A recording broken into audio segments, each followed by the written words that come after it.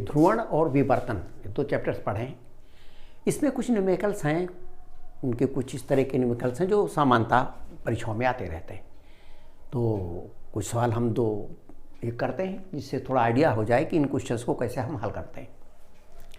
ये हमारा ध्रुवण है, उसका ये क्वेश्चन है, किसी माध्यम का ध्रुवण कोण 60 अंश है, माध्यम का अपवर्तनांक एवं अपवर्तन कोण ज्ञात करो। तो इसके सलूशन के लिए माध्यम का ध्रुवण कोण दिया हुआ है, ध्रुवण कोण जिसे कहते हैं IP, वह आपतन कोण जिसके लिए परावर्तित किरण पूर्णतः ध्रुवित हो, उसे हम कहते हैं ध्रुवण कोण। तो यह हुआ आपतन कोण IP, ये दिया हुआ है 60 अंश। माध्यम का अपवर्तनांक और अपवर्तन कोण ज्ञात करना है। ब्रूस्टर के नियम से, ब्रूस्टर के नियम से tan हमको निकालना है माध्यम का अपवर्तनांक म्यू, अपवर्तनांक mu equal to tan IP, और इसीलिए mu equal to tan 60, tan 60 equal to √3 यानी 1.73। ये तो हो गया माध्यम का अपवर्तनांक कितना होगा, छोटा ही क्वेश्चन है। अपवर्तन कोण कितना होगा, अपवर्तन कोण और ध्रुवण कोण का योग 90 होता है। IP + R इक्वल टू 90, अपवर्तन कोण और ध्रुवण कोण इक्वल टू 90, और इसलिए R equal to 90 minus IP equal to 90 minus 60 equal to 30 degrees. तो जो R है अपवर्तन कोण, उसका मान हो गया 30 डिग्री। ये तो हो गया हमारा फर्स्ट क्वेश्चन, पहला सवाल। दूसरा है, 2 पोलराइड A और B क्रासित स्थिति में हैं। क्रासित का मतलब कि उनके अक्ष एक दूसरे के लंबवत हैं। तो ये एक, मान लीजिए ये पोलराइड है जिसका ये अक्ष है, और दूसरा जो पोलराइड है वो ये है, इसका अक्ष ये है।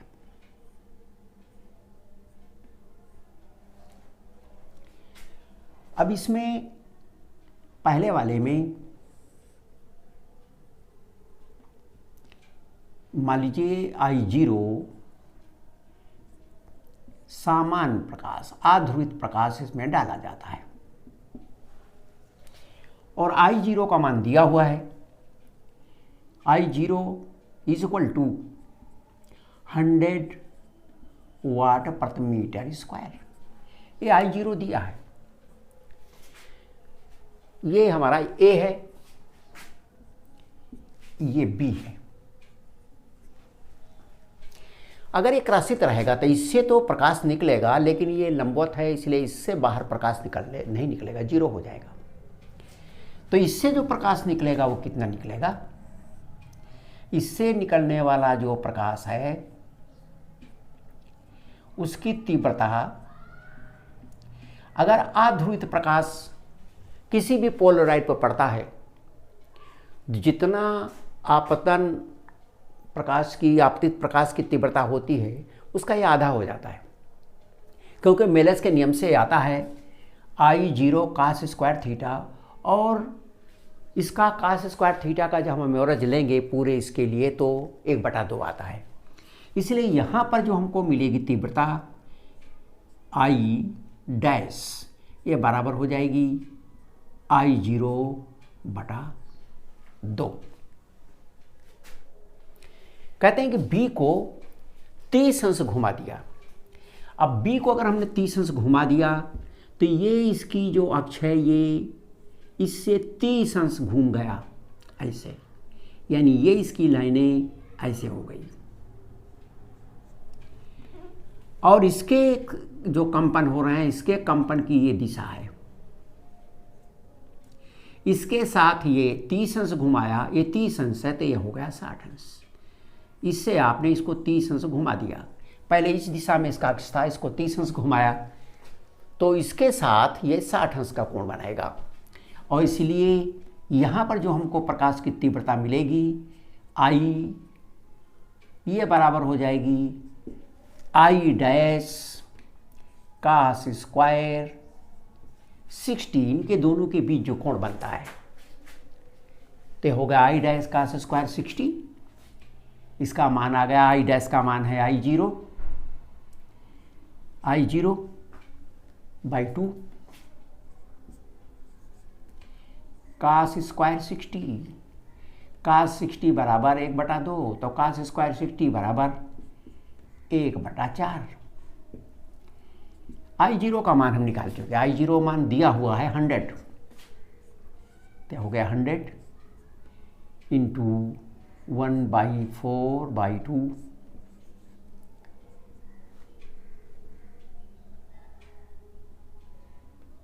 12.5 वाट प्रति मीटर स्क्वायर।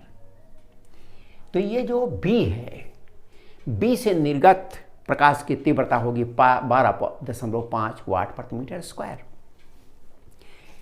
क्योंकि ये आध्रुवित है इसलिए यहाँ पर जो हमें प्राप्त होगी इस पूरी की तीव्रता का आधा मिलेगा। अब ये पहले तो क्रॉस था, कुछ ना प्रकाश निकलता, जब इसको 30 अंश पर मोड़ दिया तो इसके कंपनों के साथ ये 60 अंश बना रहा है, क्योंकि इसको 30 अंश घुमाया तो 60 अंश थीटा बराबर 60 अंश हो गया। तो इससे निकलने वाला जो होगा वो आई डैश, यानी जो तीव्रता इस पर पड़ रही है कास स्क्वायर 60, और ये आई डैश का मान है आई 0/2 रख दिया। तो ये हो गया हमारा कितना इससे बी से बाहर निकलेगा, बी से निर्गत प्रकाश की तीव्रता, राइट।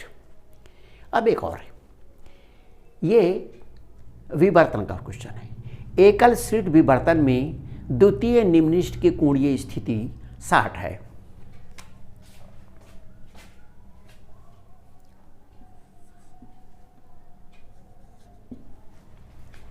एकल स्लिट यानी विवर्तन में एक ही स्लिट का प्रयोग करते हैं हम। एकल स्लिट में जो निम्नलिखित की स्थिति है उसको हम दिखाते हैं E sine theta equal to plus minus m lambda. कहते हैं ये निम्नलिखित के लिए है, निम्नलिखित के लिए यम वी निम्नलिखित के लिए,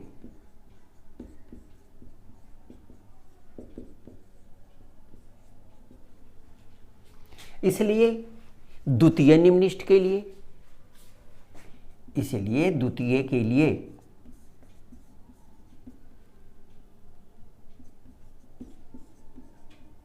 द्वितीय निम्नलिखित के लिए ई, ये देखिए साइन थीटा यहाँ है, साइन ई साइन थीटा, थीटा का मान दिया है 60 अंश और यम का मान दिया है 2, दूसरा है द्वितीय निम्नलिखित इंटू लेम्डा। ई का मान पता लगाना है, ई कितना होगा, और इसलिए ई किसी स्लिट की चौड़ाई है, इसलिए ई बराबर 2, लेम्डा का मान दिया है 6000 एंगस्ट्रॉम। एंगस्ट्रॉम को मीटर बनाया तो हो गया 2 लेम्डा अपान साइन 60, साइन 60 इक्वल टू √3/2, √3/2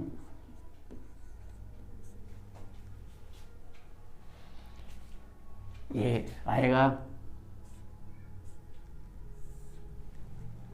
√3 से ऊपर नीचे गुणा किया तो नीचे हो गया 3,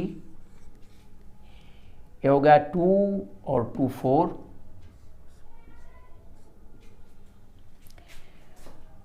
और √3 से ऊपर और नीचे गुणा किया तो ऊपर आ गया √3, और ये कट गया, 3 जीरो इससे कट गए तो आ गया 6 × 10⁻⁻7।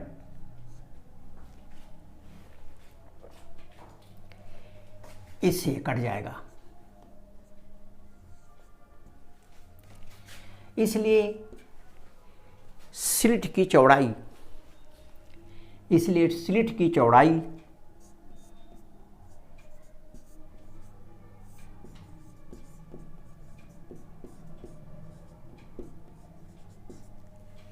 E बराबर आ गया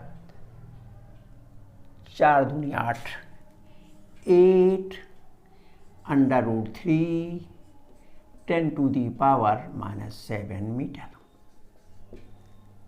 ये स्लिट की चौड़ाई।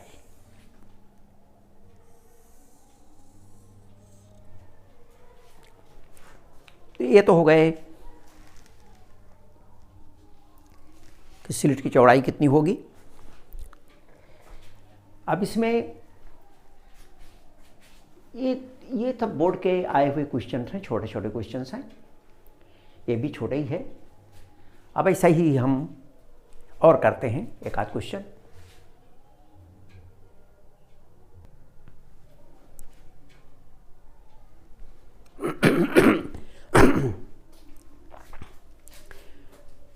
अब यहाँ एक अगला क्वेश्चन है, विवर्तन के एक प्रयोग में प्रकाश की तरंग दैर्ध्य दी है 5000 एंगस्ट्रॉम, झिर्री यानी स्लिट की चौड़ाई 0.2 mm है तथा स्लिट से पर्दे की दूरी 2 मीटर दी हुई है। मुख उच्चिष्ट की रेखीय चौड़ाई ज्ञात करो। मुख उच्चिष्ट की चौड़ाई ज्ञात करो। यदि इस प्रयोग को 4/3 अपवर्तनांक के द्रव्य में डाल दिया जाए तो मुख उच्चिष्ट की चौड़ाई कितनी हो जाएगी। हम जानते हैं कि जो मुख उच्चिष्ट की चौड़ाई होती है, मुख उच्चिष्ट की चौड़ाई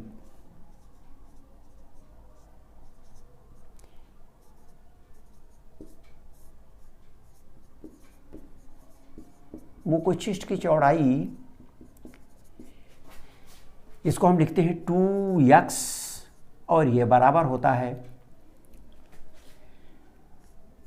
2λ/e × d।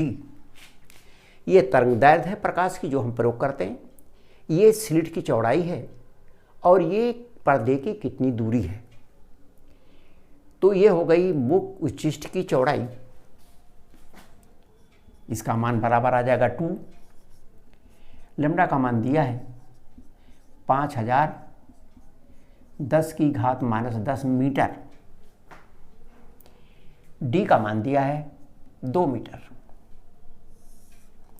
और ई का मान भी दिया है 0.2 × 10⁻³ मीटर।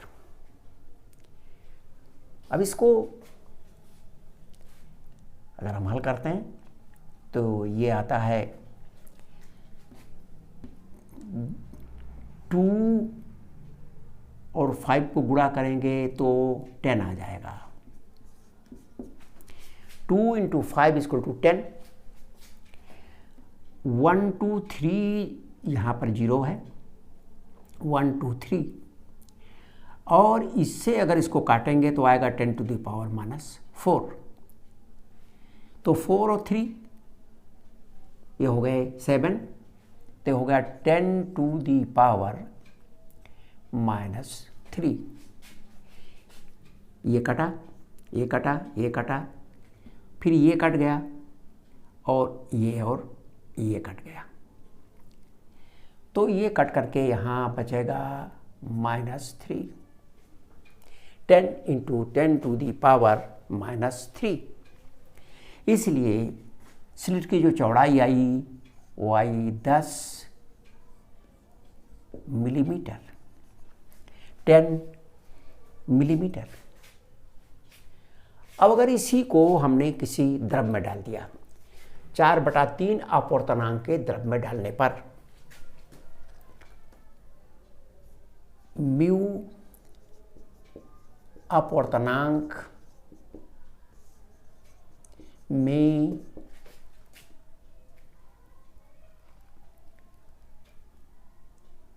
मुख उच्चिष्ट की चौड़ाई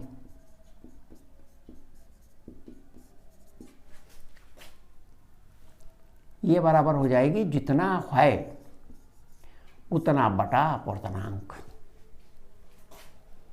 यानी ये 2x का मान हमने निकाला है 10 mm और m का मान है 4/3। ये दिया है 4/3। ये हो गया 10 × 3/4 मिलीमीटर। काट दिया।